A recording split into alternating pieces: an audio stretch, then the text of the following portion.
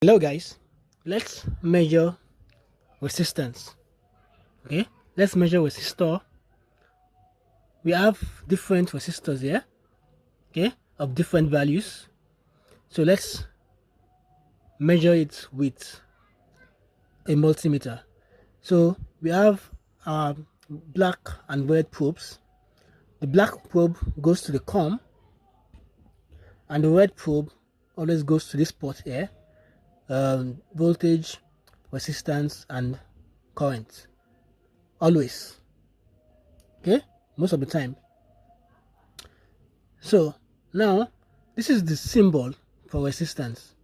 So let's take our probe to here. Okay, this is the least value of that we can calculate. So now we have different resistors here. Now let's look at this one. This is a brown black. So this is a typical 10 ohm resistor. So let's measure, okay, to see what the value actually is.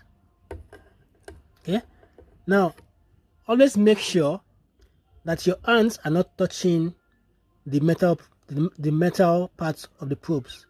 Otherwise you also add it adds to what it adds to your body's resistance, and you get a very wrong value. So press on the resistor with the black and red probe. As you can see, we're having a value of about 12, okay, which is, yeah, with tolerance it's valid, it's a good value. So it's about 10, this is a 10 ohm resistor. All right, so let's try another one. So this is the color code here is brown black brown. Okay, brown black brown. So this is a typical 100 ohm resistor. So let's see. Now we're still gonna have our probe at 200 because it is still within, okay, within this value, within this range.